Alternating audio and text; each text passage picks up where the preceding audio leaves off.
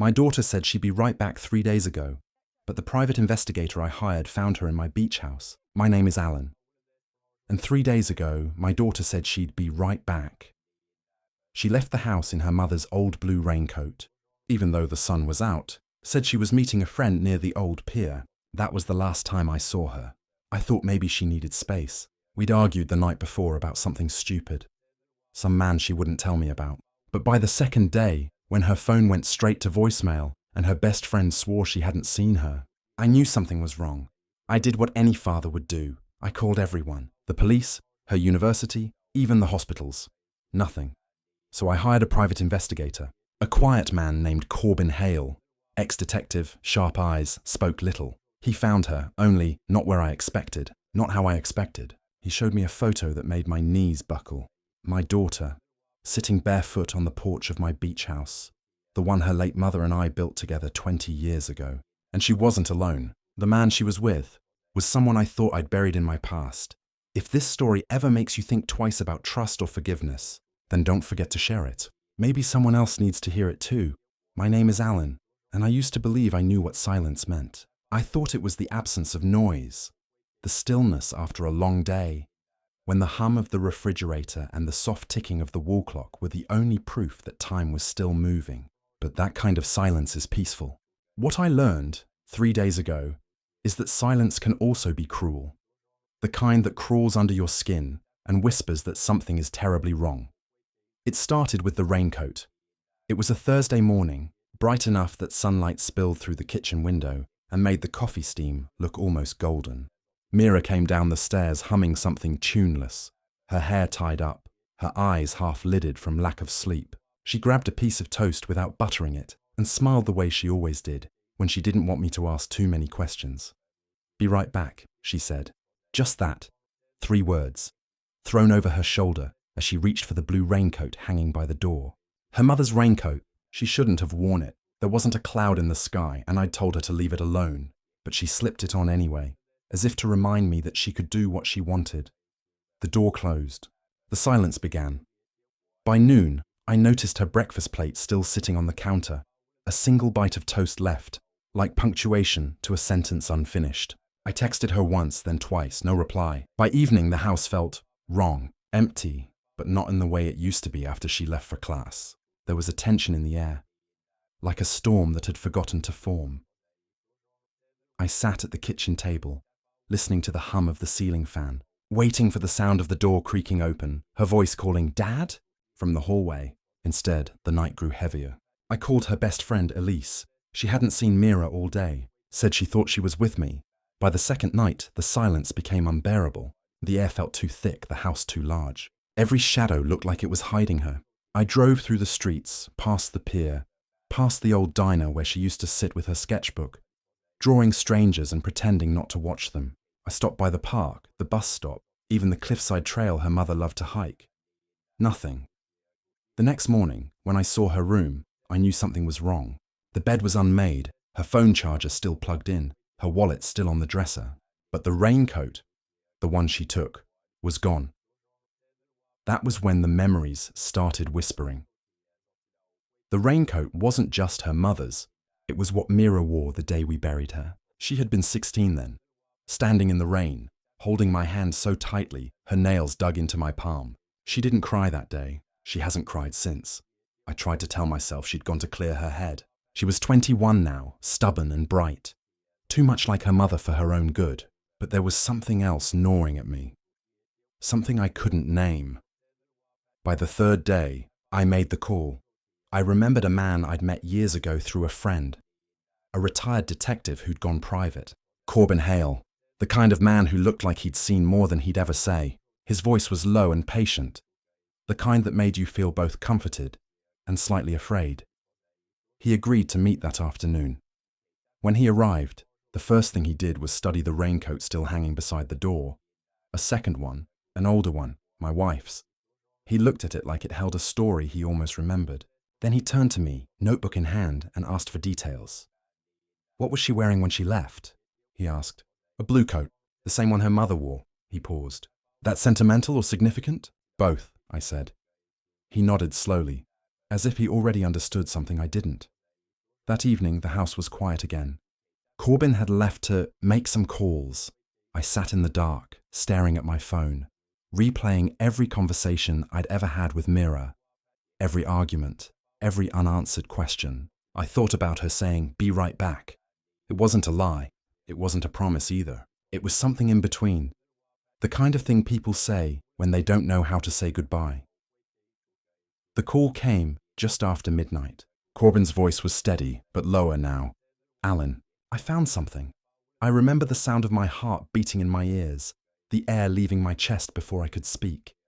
"She's alive," he said, "but you're not going to like where she is." The line went silent for a moment before he continued. "She's at your beach house. I hadn't been there in years. Not since the fire. Not since Donovan." The word lodged in my throat before I could speak it aloud. Donovan. The man who had once been my friend. The man who had destroyed everything. The man I thought was dead. And if Corbin was right, if my daughter was with him, then the silence that had filled my house wasn't silence at all.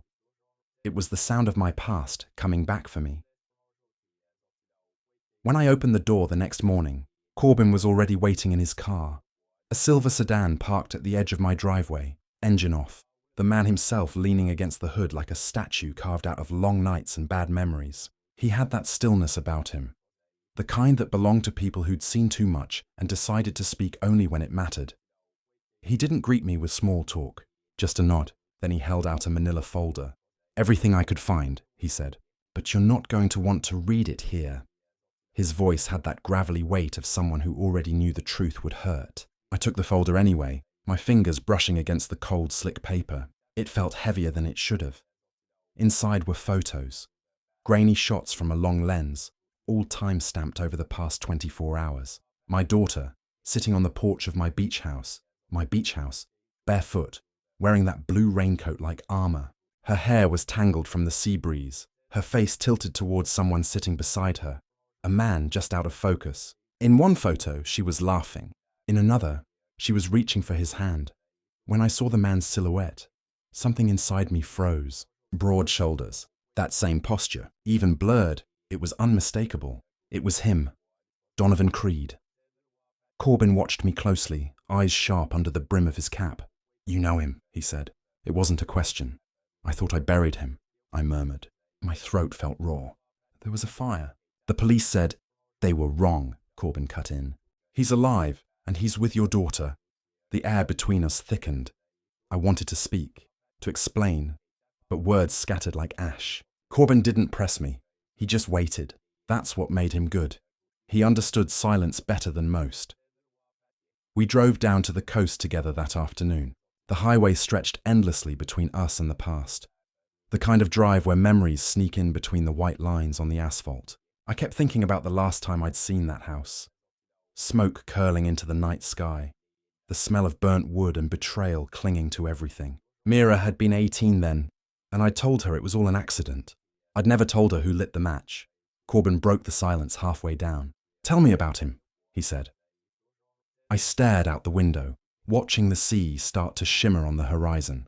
Donovan was family, not by blood, but by everything that mattered. We built that beach house together back when things were good, when my wife, Lydia, was still alive. And what happened? I let out a dry laugh. He fell in love with her, and she let him. The words hung there, cold and final. Corbin didn't respond. He didn't have to. The truth filled the car like smoke, suffocating, bitter.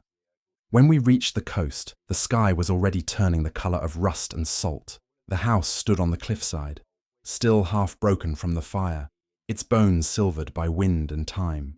The porch railing was gone, and the front door hung crooked on one hinge. But there were footprints in the sand leading up the path, small, familiar ones, alongside larger ones. "She's been here recently," Corbin said, crouching to examine the prints. I nodded. My throat tightened. Every sound, the crash of waves, the cry of gulls, felt distant, as if the world was holding its breath. I walked ahead, each step heavier than the last. The living room looked almost the same as the night I left it. Blackened beams, collapsed ceiling, the faint smell of char. But there were new things now. A pair of shoes by the door, a coffee mug on the counter, a blanket folded on the couch. Signs of life, signs of her. Corbin took out his camera and started documenting quietly while I moved toward the back window. From there, I could see the porch, and for a moment, I could almost see them sitting there again. Mira, laughing softly. Donovan, leaning close, whispering something only she could hear. "Why would she come here?" I whispered. "Because someone wanted her to," Corbin said, his voice steady. "And I think that someone wanted you to find her." The idea hit me like a wave, cold, violent, and unrelenting. "You think this is a setup?" He didn't answer directly. "Donovan's been careful. He's wiped his name clean. No record, no paper trail. He's a ghost, Alan. And ghosts don't show themselves unless they want something."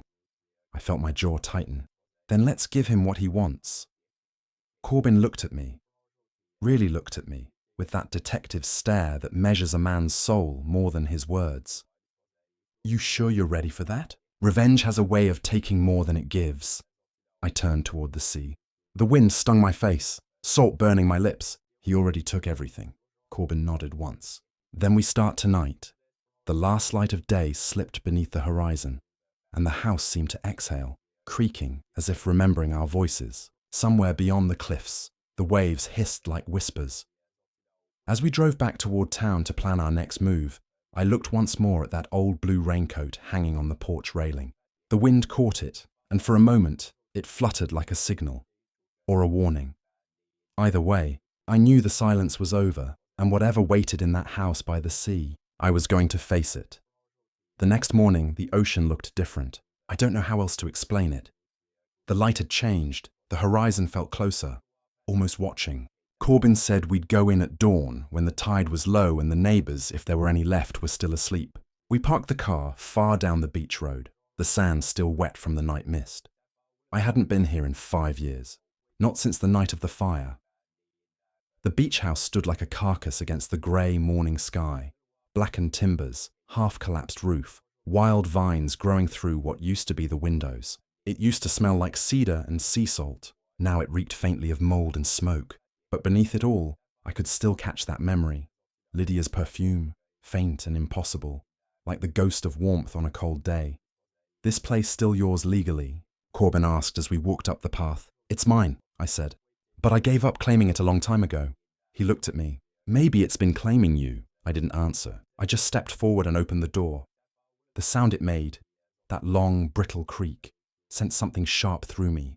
The floor groaned under our weight as we entered, light slanting through the broken boards in narrow beams. Dust hung in the air like smoke caught mid-motion.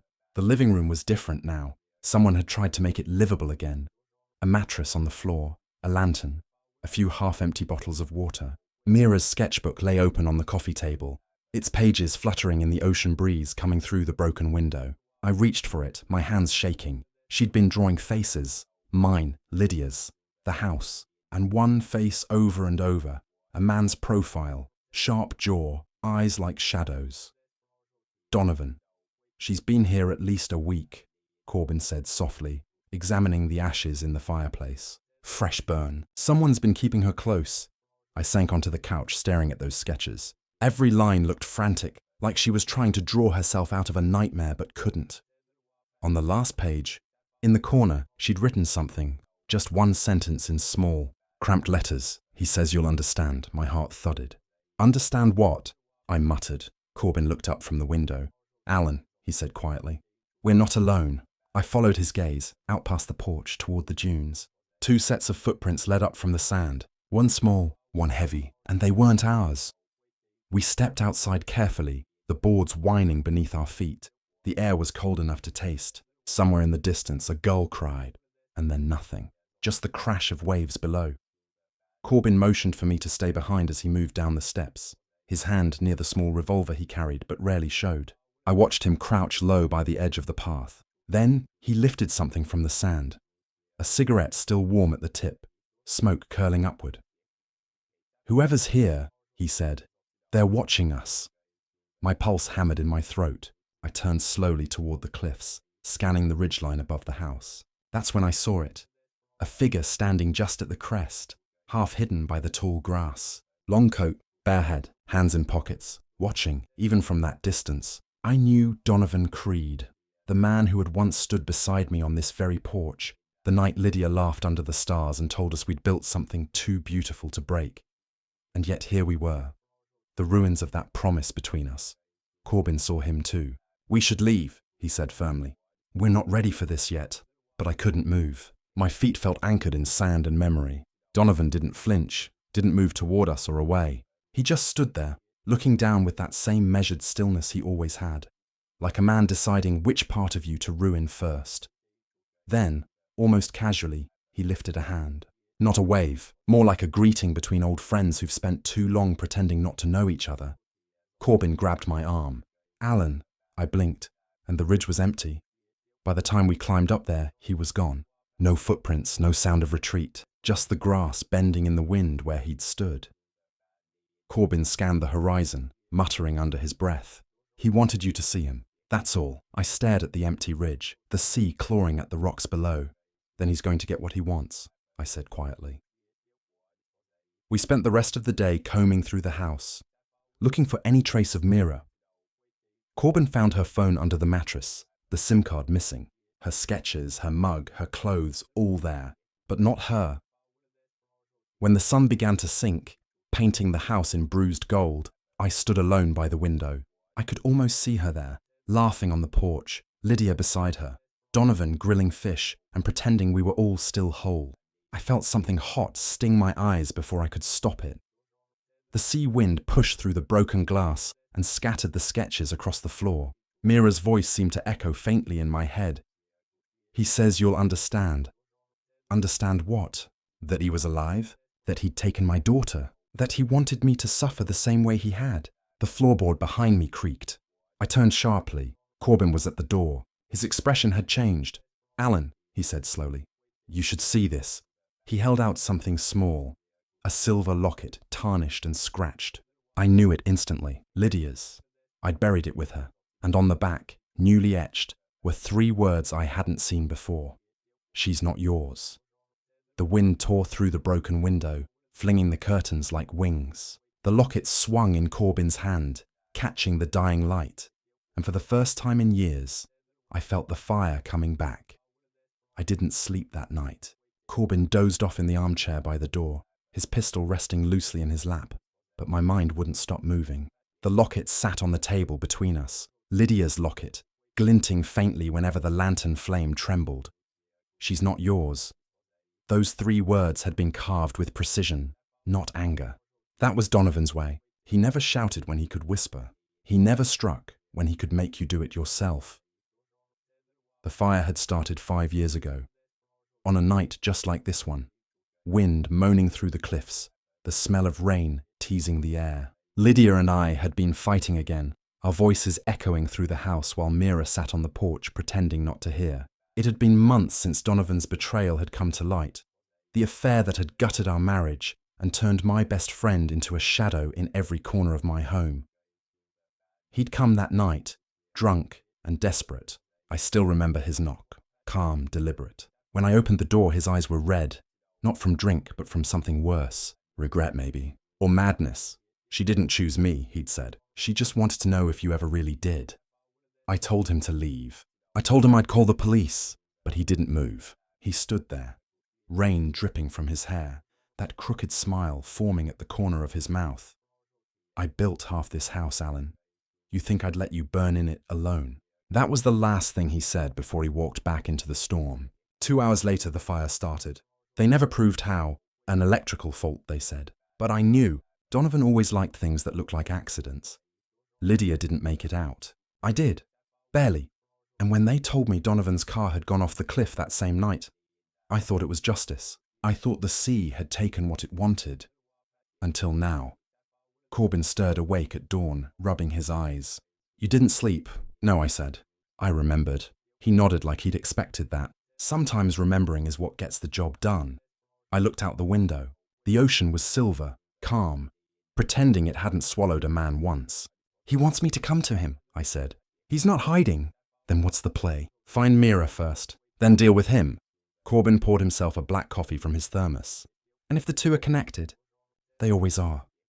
He studied me for a moment, then said quietly, "Alan, if what you told me about the fire is true, Donovan's not after your daughter. He's after your guilt. I didn't answer, because deep down I knew he was right. We spent the morning searching the property again, this time with more intention. Corbin moved like a man trained for ghosts. Careful, patient, methodical. He found a small lockbox hidden under the floorboards in the kitchen, sealed shut with rust and salt. Inside were papers, deed transfers, old banknotes, and a single photograph. It was Mira, sitting beside Donovan on a park bench, the ocean behind them. She looked calm, not afraid, not coerced, just calm like she belonged there. Corbin frowned. You sure she didn't go to him willingly? I wanted to say no, but my mouth wouldn't form the word. She doesn't know what he's capable of, I said instead. He manipulates. The sound cut through the house like a blade, a car door slamming outside. Corbin's hand went to his gun. I moved to the window. A black SUV was parked near the dunes. Two figures stood beside it. One was tall in a dark coat. The other, smaller, slight, with long hair pulled back. Mira. I was out the door before Corbin could stop me. My voice cracked the air. Mira! She turned, startled, eyes wide. Then she took a step back toward the man beside her. Donovan's hand rested lightly on her shoulder. He was older now. Lines cut deep around his eyes, hair grey at the temples. But the smirk was the same. Alan, he said, his voice carrying easily across the wind. Still dramatic, I see. Let her go, I shouted. He chuckled, low and soft. Go, she's not a hostage. She came to me. Mira's lips parted. Dad, but Donovan's hand tightened slightly, and she went silent. Not afraid, conflicted. I saw it in her eyes.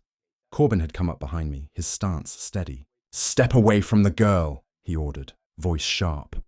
Donovan smiled. Ah, the detective. Always a pleasure to see law enforcement working off duty. He reached into his coat slowly and pulled something out. Not a weapon, but a small envelope. He tossed it onto the sand between us. For you, Alan, he said. Before you decide who you're saving. I didn't move. Neither did Corbin. The wind flipped the envelope open just enough for me to see the corner of a document inside. Birth certificate paper, aged and yellowed. Don't, Corbin warned. But I did. I bent down and picked it up, the sand stinging my fingers. I opened it, and for a second I forgot how to breathe. It was Mira's birth record. My daughter's. Only the name in the box for father wasn't mine. It was Donovan Creed. My hand trembled. This is a lie. Donovan's eyes glittered. Is it? Lydia kept many things from you, Alan. You were so busy building houses. You never noticed the one collapsing around you. Mira's voice broke. Dad, I didn't know until last week. I swear. Stop. My voice was quieter now, dangerous. You're lying. Donovan stepped forward, his tone almost tender. No, Alan, you're just remembering wrong. And the fire, well, that was never meant for her. It was meant for you. Something inside me snapped. Corbin must have sensed it because he stepped between us. Enough, he said. We're leaving, now. Donovan smiled. Of course you are. But she's not. He turned to Mira, brushed a strand of hair from her face. Tell him the truth. He deserves that much. Mira looked at me, eyes wet, lips trembling. I don't know what's true anymore, she whispered. The waves crashed hard against the rocks, drowning out the silence that followed. Corbin pulled me back toward the car. I didn't resist, couldn't. My body moved, but my mind stayed there, watching the two of them, framed against the sea. Donovan had taken everything once before, but this time, he'd taken something worse, my certainty. We didn't speak on the drive back. The road wound along the cliffs like an old scar, and every turn of the wheel seemed to drag me further into a version of myself I'd tried to bury years ago. The envelope lay open on the seat beside me. Mira's birth record. The letters of Donovan's name bleeding faintly through the paper from my sweat. Corbin drove in silence, one hand on the wheel, eyes fixed ahead. The ocean shimmered below us, pale and endless, the way guilt always is. When we finally reached the motel on the edge of town, I stepped out and leaned against the railing. The salt wind burned my throat. For a long time I didn't say anything. Then, quietly, he's lying. Corbin didn't argue. Maybe, but it worked. I turned to him. You think I believe him?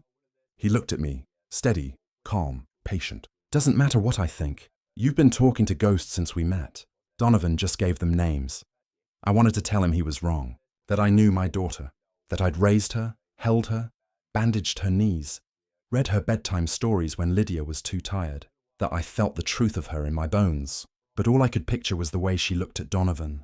Not afraid, not coerced, just uncertain, torn between love and something she didn't have words for. That night, I couldn't sleep. I sat at the small table in the motel room, the hum of the vending machine outside filling the silence. I unfolded the birth certificate again. The date was right. The hospital was right. Lydia's signature was unmistakable. The handwriting, hers, but the name beside father was not mine. I whispered to myself. She forged it. She must have. The door creaked. Corbin stepped out of the bathroom, wiping his hands. You're still at it. I can't stop thinking about that fire, I said. Everything started there. He nodded slowly. Then maybe that's where it ends. We left before dawn. Back to the house. Back to the place where everything I'd built had burned to the ground. The sky was still grey when we arrived. Mist rolled over the cliffs, soft as breath. The house looked different in the half-light. Smaller, fragile, like it might finally collapse if I touched it. Inside, the air was colder. The sketches were still scattered across the floor where we'd left them. But something else had changed. The blanket on the couch was gone. The mug on the counter, gone. A note now sat where the mug had been. 2 words, written in Mira's hand. Don't follow. Corbin exhaled sharply. He's moving her again. No, I said. She's moving. He frowned. You think she's running? I nodded. From both of us. I don't know why, but that thought hurt worse than any of Donovan's lies. My daughter, the one person I thought I'd protected from all of this. Now running not just from the man who ruined us, but from me. I sat down at the table where Lydia used to paint. The wood was still scarred from the fire. You ever lose someone who was still alive, Corbin? He looked at me for a moment, then said quietly, Once. How'd you live with it? I didn't, he said simply. You just keep breathing until the pain gets bored. Outside, the sound of a car engine echoed faintly from the road above. We ran to the porch, but by the time we reached the dunes, all we saw was a set of fresh tire tracks leading away toward the inland highway. Corbin pulled out his phone, already dialing contacts. We'll find her, but I barely heard him. My eyes were fixed on something glinting in the sand, a piece of metal half buried near the porch steps. I crouched and picked it up. It was a key, my key, the one I'd lost years ago after the fire. On its tag, carved in shaky letters, were 2 words. Trust me. I turned it over in my hand, the metal warm from the sun. Mira had written that. I knew her handwriting the way I knew her laughter. Messy, rushed, sincere. Corbin looked over my shoulder. She's leaving a trail. Or a test, I said. He gave a small, knowing nod. You think Donovan's letting her? No, I said, closing my fist around the key. I think she's finally fighting him. We followed the highway north, through long stretches of empty road, old farmland and coastal fog that made everything look like memory. Corbin made calls, traced bank withdrawals, cross-checked license plates. He worked like a machine, but I could see the strain beneath it. Not fatigue, but empathy. He cared more than he wanted to admit. Near sundown, we stopped at a roadside diner, the kind that smelled of burnt coffee and salt. The waitress was older, kind-eyed. I showed her a photo of Mira. Pretty girl, she said. She was here 2 hours ago, sat right there by the window. My heart slammed against my ribs. Was she alone? The woman hesitated. No, she was crying. A man sat across from her. Grey hair. Didn't order anything. Did they leave together? Corbin asked. She nodded. He paid in cash. Said they were headed north. North, toward the cliffs, toward the sea again. When we got back in the car, Corbin didn't start the engine right away. He looked at me and said, If she finds out the truth, Alan, whatever the truth is, you might lose her either way. I already did, I said. Now I just need to know why. The sun bled out over the horizon as we drove, painting the ocean in colours too vivid for grief. And in that dying light, I began to realise something. Mira wasn't running from me. She was running towards something, or someone, and the only place left for this story to go was back to where it all began. The fire, the truth. Donovan. By the time we reached the old fire site, night had folded over the coast like a heavy blanket. The sky was bruised purple, the wind sharp with salt and soot. I parked the car a few hundred yards from what used to be the workshop, what used to be our home. Even after all these years, The air still carried the faint scent of burned wood and oil paints. Some memories never fade. They cling to the land like a scar. I stepped out, the gravel crunching under my boots, and the sound alone seemed to wake something buried deep inside me. The last time I'd stood here, flames had clawed at the roof, while Lydia screamed from inside. I remembered the way my hands bled from breaking through the window, the heat biting into my skin, the unbearable silence that followed when everything finally collapsed. But there was something different now, the faint hum of a generator, hidden beneath the whisper of the wind. Corbin heard it too. He motioned for me to stay low. We crept around the charred frame, our flashlights off, the world lit only by moonlight. In the center of what once was my studio stood a small trailer, the kind construction crews use. Its windows were covered. A thin line of smoke rose from a vent. Someone was living here. Corbin glanced at me. "You ready?" I nodded, though I wasn't. He opened the door quietly. The hinges groaned, betraying us with a long, sorrowful sound. Inside, the space was dim. One hanging bulb, stacks of notebooks, old photo albums, and a wall plastered with newspaper clippings. My name was on more than a few of them. "God," Corbin whispered. "He's been watching you for years." I walked closer. On the wall, among the clippings, were photographs. Lydia, smiling. Mira, as a child. Donovan at our wedding. And in the middle, burned around the edges but carefully taped together, was a picture of all three of us. The caption beneath it, written in black marker, read, "Truth lives in the fire." Before I could speak, a voice came from the shadows. "I was wondering when you'd come back."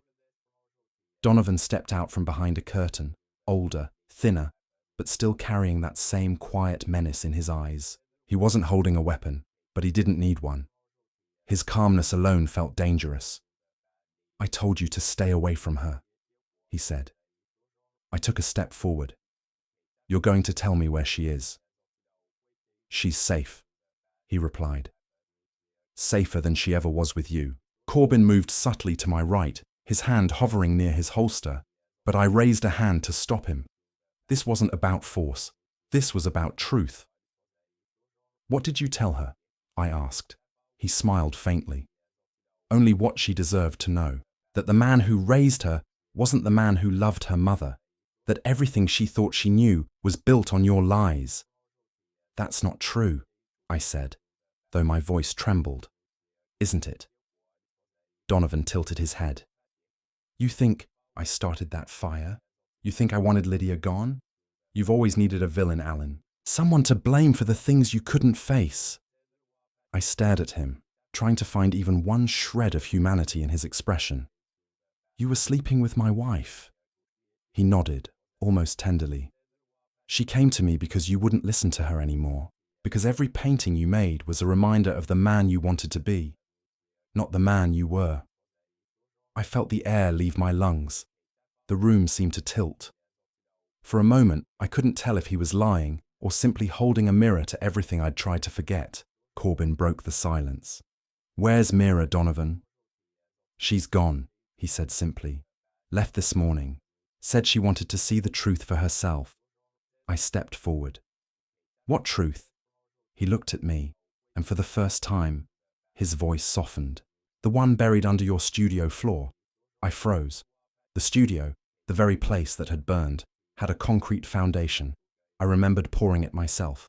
Beneath it, a crawl space, storage for supplies, Lydia's boxes, old canvases.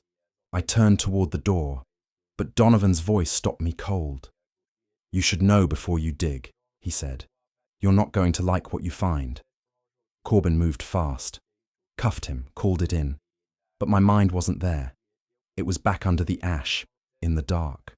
We tore through what remained of the floor until the concrete gave way to soft earth. The smell hit first, damp, metallic, heavy, and then, buried in the dirt, we found it. A lockbox, small, rusted. Inside were letters, dozens of them, written in Lydia's hand, some addressed to me, others to Mira. The last one was dated the day before the fire. I sat on the ground and read by flashlight. Lydia's words trembled across the page. If anything happens to me, tell Mira the truth, that I loved you both. But I couldn't keep living with what I'd done. Donovan wasn't to blame. I was. The fire wasn't an accident. My breath caught. My hands went cold. I started it, Alan. I thought if I destroyed what reminded you of the past, maybe we could start again. But I was wrong. I'm so sorry. The page ended there. No signature. Just the faint smudge of ash where her tears must have fallen. Corbin knelt beside me. She set the fire. I couldn't answer. My throat wouldn't work. I'd spent years hating Donovan, building a whole mythology around his guilt. But the truth had been Lydia's all along. Outside, the first light of dawn crept over the horizon. The sea roared below, merciless and endless. I folded the letter carefully, like it might shatter. He knew, I whispered. All this time. He let me hate him so I wouldn't see her for what she'd become. Corbin stood slowly. Then what now? I looked toward the cliffs, toward the sound of the waves. Now I find Mira, and I tell her everything. Because the truth, no matter how much it burns, is still the only thing that can light the way back home. By the time we traced Mira's phone signal, the storm had rolled in from the sea, thick grey clouds pressing low against the horizon, rain slicing sideways across the cliffs. Corbin's wipers struggled against the downpour, and the headlights cut through the mist in short, trembling arcs. I could barely see the road ahead, but I didn't need to. I knew where she'd gone.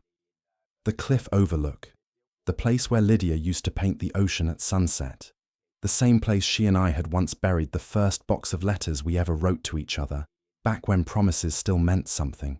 When we reached the turnoff, Corbin grabbed my arm. Alan, listen to me. Don't go charging in there. She's confused. If you push... I pulled free. I'm not here to push. I'm here to tell her the truth. The wind hit me like a wall the moment I stepped out. Cold rain soaked through my shirt in seconds, but I barely felt it. The only thing that mattered was the figure standing near the edge, motionless, her coat whipping in the storm. Mira. I walked slowly, my shoes slipping in the mud. Mira! I called over the wind. She didn't turn. When I was close enough, I saw she was holding something, a photograph, already half destroyed by the rain. I recognized it, our last family picture. Lydia in the middle, me with my arm around her, Mira on my shoulders, laughing. You knew, she said quietly. Her voice cracked. You knew all this time. I shook my head. No, I didn't. Not until last night. She finally turned, her eyes red and hollow. He told me everything. About the fire, about Mom, about you hiding it. I didn't hide it, Mira. I just didn't know. I swear to you. Stop lying, she screamed. The wind caught her words and threw them back at us, like echoes from another life. You built your whole life on lies. You let me think he was the monster when it was her, when it was you who made her that way. Her words hit harder than the rain. You think I made her light that fire? I think you broke her long before that night, she said. Donovan told me how she used to cry after you'd leave the studio, how you cared more about your paintings than her. He said she begged you to leave that house, that you wouldn't. I took a step closer, my heart pounding. Mira, whatever he told you. I saw the letters, Dad, she cut in.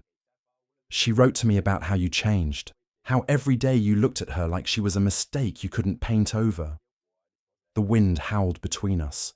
I wanted to speak, but the words wouldn't come, because somewhere inside me, I knew she wasn't entirely wrong. There had been a time, after the gallery failed, after the rejections, after the bills, when I'd stopped seeing Lydia as my wife and started seeing her as the reason I'd failed. I'd buried that truth so deep beneath my grief that I almost believed my own lie. I swallowed hard. You're right, I said softly. I wasn't kind to her near the end. I let my anger drown everything. But I didn't know what she did that night, Mira. I swear to you, I didn't. She turned away. staring at the waves crashing below. She tried to start over. You trapped her there. And when she burned, you built a shrine out of your guilt.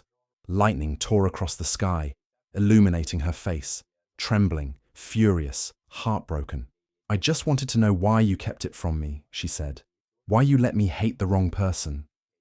I stepped closer, slowly, until I was standing beside her. Because I couldn't lose you too. She looked at me then, really looked. And for a moment, beneath all the storm and pain, I saw the child she used to be, the one who ran to me when thunder scared her, the one who believed I could fix anything. Her lips trembled. And now, I said, I'm not asking you to forgive me. I'm asking you to believe me.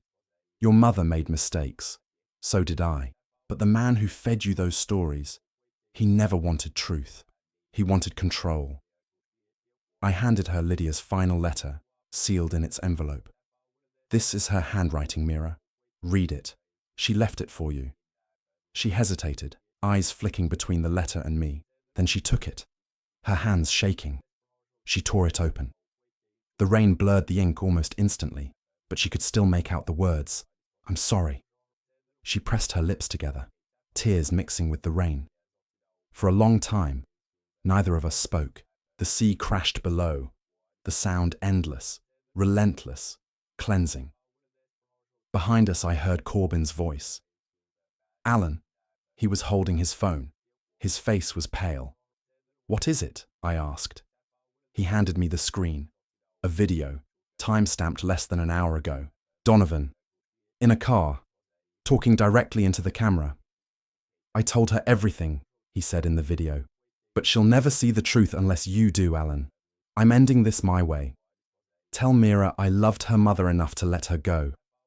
The clip cut off with the sound of the ocean. Corbin exhaled. It was sent from his number near the North Cliffs. Mira's voice was barely a whisper. What does he mean, ending it his way? I looked out toward the dark horizon. The storm was moving inland, but the waves were rising, violent and high. Somewhere out there, Donovan was still playing his last game, and I realized with a sick certainty, this wasn't just about Lydia anymore, or me, or even Mira. Donovan wanted his redemption written in tragedy. He wanted witnesses. I turned to Corbin. We have to move, now. As we ran back to the car, the thunder rolled over the cliffs like an angry drum, and I felt it, the pull of inevitability. The past had brought us here, one lie at a time, and now it was demanding payment. Somewhere in the dark ahead, the man I'd hated for half my life was about to decide how this story ended. We followed the storm north, headlights slicing through sheets of rain, the tires hissing over slick asphalt. Every mile felt heavier than the one before. The cliffs rose like black teeth against the sea, jagged and cold, the waves hammering the rocks below. I could feel it, the end drawing near. Corbin's radio crackled with static, then a voice. Unit 12, we've got a report of an abandoned vehicle off Route 17, white sedan. Doors open. No driver. Corbin's eyes met mine. That's him. When we reached the turnoff, the car sat at the edge of the overlook. Headlights still on, engine still running. Donovan's coat hung on the driver's seat, soaked through. His phone lay on the hood, its screen still glowing. The last message was open. Sent to Mira. You deserve the truth. I just wish you hadn't learned it from him. The sound of the ocean was deafening up here. I shouted over the wind. Donovan! Nothing. Just the rhythm of waves slamming into stone. We fanned out, flashlights sweeping the cliffs. Mira clutched her coat tight, her face pale in the lightning's flicker. He's not gone, she said. He wouldn't, not like this. But I knew that look in his eyes from the last time I saw him. That hollow calm of a man who'd already made peace with his ending. And then, through the roar of the sea, we heard it. A faint cough. Below the ridge, near the rocks, Corbin shouted, There! I scrambled down the embankment, mud sliding beneath my feet, until I reached the narrow shelf halfway down. Donovan lay there drenched, one leg twisted unnaturally, but alive. He looked up at me through the rain, a strange, peaceful smile on his face. Alan, he said softly, as if we were old friends again. You found me. I dropped to my knees beside him. What the hell were you thinking? He coughed, blood mixing with seawater. Wasn't thinking, just remembering. Thought maybe the sea could forgive me before you did. You don't get to decide who forgives you, I said. You stole years from us. He smiled faintly. And what did you steal, Alan? You buried Lydia's truth. You built a saint out of a woman who was breaking. We're both thieves. We just took different things. I wanted to argue, to scream, but the words dissolved in my throat. Because he wasn't wrong. Where's Mira? He asked. Up there, I said. She read her mother's letter. His eyes softened. Good. She needed to hear it from someone other than me. The wind howled again, and a wave crashed against the rocks, spraying cold salt across our faces. Corbin called down. We've got rescue on the way. Donovan shook his head weakly. Don't bother. It's time. Don't you dare. I began, but he reached into his coat pocket and pulled out something small. An old, burned photograph. Lydia, younger, laughing. His thumb brushed over her face. She never stopped loving you, you know, he said. Not even when she came to me. I froze. She told me once, he continued, that she couldn't tell where her guilt ended and her love for you began. I think that's what killed her in the end. Not fire, not fear, just the weight of wanting both of us and hating herself for it. The rain poured harder, blurring the world around us. His eyes met mine. Take care of Mira. Don't let her become either of us. And before I could reach for him, the shelf beneath him cracked. The sound was sharp, clean, like the snapping of old wood. He slipped, just out of reach. I lunged, catching his sleeve. For one fleeting second, our eyes locked. There was no hatred left in them, only exhaustion, only peace. Then the fabric tore. He was gone. The sea swallowed him whole. For a moment, all I could hear was the thunder, and Mira's voice screaming my name from above. When the rescue team finally pulled us back up, the storm had begun to break. The horizon glowed faintly with the first hint of dawn. Mira stood at the edge, staring out into the grey light where Donovan had disappeared. Is he? She whispered. I nodded slowly. He's gone. She didn't cry. Not right away. Just watched the waves as if waiting for something. A sign, a voice, a shadow. Then quietly, he wasn't evil. No, I said. He was human.